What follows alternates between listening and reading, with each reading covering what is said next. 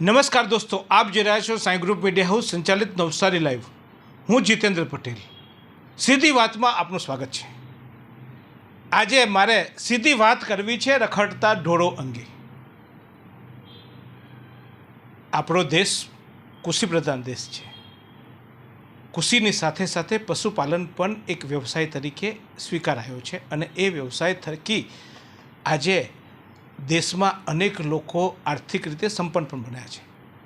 પરંતુ હવે પશુપાલનોની સાથે સાથે એક સમસ્યા પણ ઉદ્ભવી છે અને એ સમસ્યા છે રખડતા ઢોરોની. પાલતુ ઢોરો હવે રસ્તા ઉપર આવી ગયા છે. ઢોર રસ્તા પર આવવાથી અનેક સમસ્યાઓ થાય છે. જેમ કે સૌથી મોટી સમસ્યા હોય છે, ઢોર જ્યારે તોફાને ચડતા હોય છે ત્યારે જાનમાલને નુકસાન થતું હોય છે.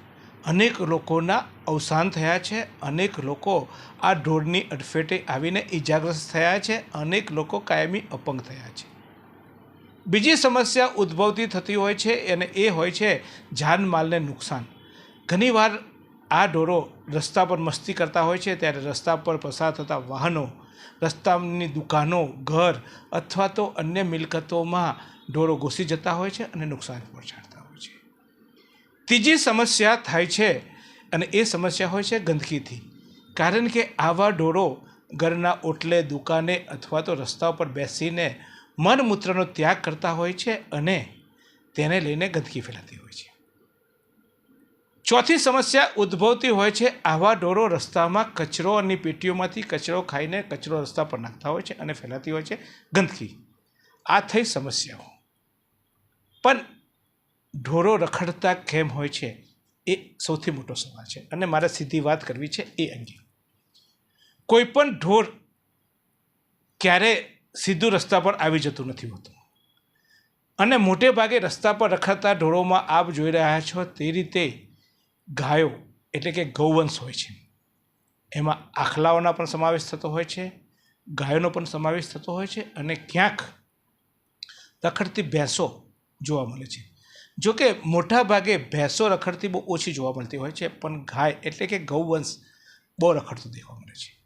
બીજી, જ્યારે ચોમાસું આવતું હોય છે અથવા તો એવા દિવસો આવતા હોય છે ત્યારે અન્ય ઢોરો એટલે કે જેવા કે ગધેડાઓ અને અન્ય ઢોરો પણ રસ્તા પર આવતા હોય છે. પણ મોટે ભાગે જ્યારે રખડતા ઢોરોની વાત કરવામાં આવે ત્યારે ગૌવંશને વંશને રખડતો જોઉં છું. આપણી સંસ્કૃતિમાં ખાસ કરીને હિન્દુઓ ગાયને મા માનીએ છીએ. ગૌવંશને આપણે પૂજનીય માનીએ છીએ અને આ આપણી માતૃ એટલે કે આપણી ગાય માતાઓ આમ રસ્તે કેમ રખડે? પશુપાલકો પોતાના ઘરે પશુ પાળતા હોય છે. આ પશુઓ દૂધ આપતા હોય છે અને આ પશુઓ થકી એમનું ગુજરાન પણ ચાલતું હોય છે. ક્યારેક પશુ દૂધ આપતું બંધ થઈ જાય છે તો શું આપણા ઘરમાં કોઈ વડીલ અથવા તો કોઈ વ્યક્તિ આપણને આવક આવતું બંધ થઈ જાય તો આપણે એને કાઢી તો નથી મૂકતા ને? પણ ક્યાંક સમસ્યા પશુપાલકોની પણ હોય છે. એમની પાસે ઢોરને બાંધવા પૂરતી જગ્યા નથી હોતી, ઢોરને ખવડાવવા માટે પૂરતો ચારો નથી હોતો અને આ સિમેન્ટ કોન્ક્રીટના જંગલમાં પરિણામે ઢોરને સાચવવો મુશ્કેલ પડતા ઢોર આવે એટલે દૂધ કાઢીને ઢોરને છોડી દેવામાં આવતો હોય છે. સમસ્યા જ્યારે વાત કરીએ ત્યારે તરત જ આ પશુપાલકો કહે છે કે લોકોએ અમારા ગૌચર પચાવી પડ્યા, ગૌચર પર બાંધકામ થયા એટલે અમારે ઢોરને ખુલ્લા મૂકવા પડે છે. હોઈ શકે એમની પણ સમસ્યા હોઈ શકે, કારણ કે ક્યાંક એમને પણ પોતાના ઢોર પ્રત્યે લાગણી તો હોય જ. આપણે એક નાનો મસ્તો ઘરમાં બિલાડી અથવા તો શ્વાન પાડ્યું હોય છે, એની સાથે પણ લાગણી બંધાય છે, ત્યારે ઢોર સાથે તો લાગણી એમની હોય જ. પણ ક્યાંક મજબૂરી હશે, માની લઈએ. પણ એને રખડતું છોડવું કેટલું યોગ્ય? શું બીજા વિકલ્પો ના હોઈ શકે? અને એમનું ઢોર રખડતું હોય અને એ ઢોર બીજાના જાનમાલને નુકસાન કરે એ કેટલું વ્યાજબી એ મને નથી સમજાતું. સમગ્ર રાજ્યમાં અને આપણા જિલ્લામાં પણ કેટલાક ગૌ સેવકો હોય છે. એ કતલખાને જતી ગાયોને બચાવવા માટે જીવના જોખમે લડતા હોય છે. અમે ઘણીવાર સમાચારો છાપતા હોઈએ છીએ કે આ ગૌ સેવક દ્વારા આટલી ગાયોને બચાવી દેવામાં આવી, આટલા ઢોરોને કતલખાને જતાં અટકાવી દેવામાં આવ્યા. ખૂબ સરાહનીય કામ છે, જીવદયાનું કામ છે. પણ અહીંયા જ એમની નજર સામે જ ઢોર રખડતું હોય અને એ કતલખાના જવા કરતાં ભૂંડી હાલતમાં હોય, કારણ કે કોઈ મોટું વાહન એને અડફેટે લે ત્યારે ઈજાગ્રસ્ત થતું હોય છે. ઢોર ખાવાના અભાવે પ્લાસ્ટિકનો કચરો ખાઈને પોતાનું પેટ બગાડી દેતું હોય છે અને આફડા આવીને કેટલાય ઢોરો રસ્તા પર તડપીને મરતા હોય છે. ત્યારે આ ગૌ સેવકોને આ ગાયોની દુર્દશા નહીં દેખાતી હોય? શું એમને નહીં દેખાતું હોય કે આ રસ્તે રખડતી ગાયો ક્યાંક તોફાને ચડે છે અને કોકના દીકરાને, કોકની માને, કોકના બાપને ઈજાગ્રસ્ત પહોંચાડે છે? શું આ ગૌ સેવકોને નહીં દેખાતું હોય? પણ કદાચ ગૌ સેવકોની પણ મજબૂરી હશે કે આ ઢોરને લઈ જાય તો ક્યાં, પોતાના ઘરે તો બંધાતા નથી, એમના માટે યોગ્ય પાંજરાપોળની વ્યવસ્થા નથી કરી. અને છેવટે ગૌચરની વાત આવે, પાંજરાપોળની વાત આવે એટલે બધું જ જવાબદારી થઈ જાય છે સરકારની. તો સરકારની પણ જવાબદારી તો હોય ને, કોઈના જાનમાલને નુકસાન ન થાય એ સાચવવાનું કામ પણ સરકારનું હોય. નગરપાલિકા હોય, જિલ્લા પંચાયત હોય, ગ્રામ પંચાયતો હોય કે પછી અન્ય કોઈ તંત્ર હોય, તંત્ર આ રખડતા ઢોરને અંકુશમાં લાવવા માટે કેમ કોઈ કાર્યવાહી નક્કર નથી કરતું?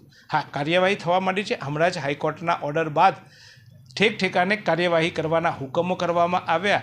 4-5 દિવસ ચાલે, પાછું અમે બધા સમાચારો બનાવીએ, તમે સમાચારો જુઓ, લાઈક કરો. હાસ, હવે ઢોરની સમસ્યા જતી રહેશે અને પાછી સમસ્યા એના એ છે. તો ચોથો અને મહત્વનો સવાલ છે કે આમાં પ્રજાનો શું વાંક? પશુપાલકો પોતાના ત્યાં પશુ રાખે છે, એ સાચવી નથી શકતા, એમની મજબૂરી હોઈ શકે અને એ પશુ ખુલ્લું મૂકી દે છે. તંત્ર આ પશુઓને યોગ્ય જગ્યાએ સાચવવાની અથવા તો આ પશુઓને લોકો છૂટા ન મૂકે તે માટે કડક કાયદાઓ બનાવી એનો અમલ કરવામાં ક્યાંક નમાલી પુરવાર થઈ છે અને એને પરિણામે ઢોરો રખડતા હોય છે. તો ગૌ સેવકો પણ કદાચ ગાયોની અથવા તો આવા જે ગૌવંશ છે એને યોગ્ય સ્થાને લઈ જવામાં કદાચ ઉના ઉતરે છે અને પરિણામે આ ઢોરો રખડે છે. મેં એક સમાચાર જોયા હતા, કોઈક એક રિપોર્ટર, મારા જેવો કોઈ ઉત્સાહી રિપોર્ટર હતો, એ ઢોરની ઇન્ટરવ્યૂ કરતો હતો કે તને ઘરે જવાનું ગમે છે, તને આ કરે છે, અને ઢોર ડોકી હલાવતું જાય કે હા મને ઘરે જવાનું ગમે છે, મને આ નથી તે નથી. કદાચ એ એક મજાક હતી, પણ એ મજાક પણ ઘણું બધું કહી જતી હતી અને મારા જેમ સીધી વાત કરતી હતી કે શું ઢોરનો આમ રખડતું મૂકી દેવું કેટલું યોગ્ય? અને મારી પ્રજા, મારા ભાઈ બહેન, મારા દેશનો નાગરિક, મારા જિલ્લાનો નાગરિક, મારા શહેરનો નાગરિક આ રખડતા ઢોરનો ભોગ શું કરવા બને? કોઈ દુકાનદાર એનો ઓટલો સવારે સાફ કરીને જાય અને એના ઓટલે ઢોર અડીંગો જમાવીને બેસી જાય અને એ ઢોર ત્યાં ગંદકી કરે અને મારા દુકાનદારે સવારે ઉઠીને એ ઓટલા શું કરવા ધોવા પડે? મારો કોઈ નાનું બાળક, મારા ગામનો કોઈ વડીલ રસ્તા પર ચાલવા નીકળે, કોઈ કામ અર્થે નીકળે, દવાખાને જતો હોય, ક્યાંક કોઈ કામે જતો હોય અને ઢોર એને બેટું મારે, એને ઉછાળીને ફેંકી દે અને એ ખાટલે જઈને પથડાય, કાં તો એની સ્મશાન યાત્રા નીકળે. શું વાંક અમારા આ જનતાનો? શું પશુપાલકો એમની જવાબદારી ના નિભાવી શકે, એમના રાખેલા ઢોરો ના સાચવી શકે, તો એમાં અમારી પ્રજાનો શું વાંક? તંત્ર આ પશુપાલકો સામે કડક કાર્યવાહી ના કરી શકે અથવા તો પશુપાલકોનો જે આક્ષેપ છે કે જે ગૌચરો છે એ ગૌચરો વેચી નાખે, અમને યોગ્ય ગૌચરો નથી આપવામાં આવ્યા, તો એ ગૌચરો પર દબાણો દૂર કરીને ગૌચરો આ પશુપાલકોને પાછા કેમ નથી આપી શકતું? અને જો પાછા ન આપી શકે તો આ ગૌ જે રખડતા ઢોરો છે એમને પકડીને યોગ્ય જગ્યાએ રાખવા માટેની પૂરતી વ્યવસ્થા કેમ ઊભી નથી કરી શકતું? જ્યારે કોઈ નેતા આવવાનો હોય તો રાતોરાત મોટા મોટા મંડપો બની જતા હોય છે, એક જ દિવસમાં ભરભરા રસ્તાઓ બની જતા હોય છે, તો આ ઢોર માટે યોગ્ય પાંજરાપોળ કેમ ના બની શકે? લાખો રૂપિયાનું ભોજન ત્યાં પીરસાઈ જાય નેતા આવે ત્યારે બસો મુકાઈ જાય છે નેતાઓને પ્રજાઓને લઈ જવા માટે.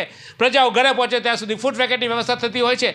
1 દિવસ 2 દિવસ કે 3 દિવસમાં આ બધી વ્યવસ્થા ઊભી થઈ જાય છે. ત્યારે વર્ષોથી જ્યારે હાઈકોર્ટ હુકમ કરે છે તેમ છતાંય હજુ તંત્ર કેમ યોગ્ય વ્યવસ્થા નથી કરી શકતી આ રખડતા ઢોરના નિકાલ માટે? અને શું કરવા અમે પ્રજા શું કરવા પીડાઈએ? મારે સીધી વાત કરવી છે સરકારને, સીધી વાત કરવી છે સરકારી બાબુઓને, સીધી વાત કરવી છે નેતાઓને કે અમારો શું વાંક? અમે તમને મત આપીને ચૂંટ્યા કે અમારું સારું કરશો? વિકાસની વાતો તમે કરો છો, પણ સાથે સાથે આ વિનાશ કરતા રખડતા ઢોરોની સમસ્યાથી અમને ક્યારે મુક્તિ અપાવશો? શું અમારે આમ જ તમારી જેમ મનસૂબી રાખો, તમે જેમ રાખો એમ રહેવાનું? અમારો હક અધિકાર અમને નહીં મળે, અમે સલામત રીતે રસ્તા પર ચાલી શકીએ, કોઈ ઢોર અમને ભેટું ન મારે, કોઈ ઢોર અમને ઉછાળીને ફેંકી ન દે, એવી સલામતી સાથે અમે રસ્તા પર ના ફરી શકીએ? તમે સલામતીના વચનો આપો છો એટલે સીમાડે ઊભા રહીને કોઈ દુશ્મન ઘૂસી જાય એની સલામતી નહીં, અમારા ઘરમાં, અમારા રસ્તા પર અમે સલામત રીતે ચાલી શકીએ એની સલામતી પણ તમારે આપવી જોઈએ. અને એટલે જ હું સીધી વાત કરું છું સરકાર સાથે, હું સીધી વાત કરું છું તંત્ર સાથે, હું સીધી વાત કરું છું ચૂંટાયેલા નેતાઓ સાથે કે અમને સલામતી જોઈએ, રખડતા ઢોરની સમસ્યામાંથી મુક્તિ જોઈએ, પશુપાલકોને જોઈએ એ આપો. પશુપાલકો થકી દેશનું આર્થિક તંત્ર નિભતું હોય છે. મને પણ ઘરે દૂધ જોઈતું હોય છે, તમને પણ દૂધ જોઈતું હોય છે, સવારે તમે પણ ચા કોફી દૂધ વગર નથી પી શકવાના, એટલે પશુઓ તો જોઈશે.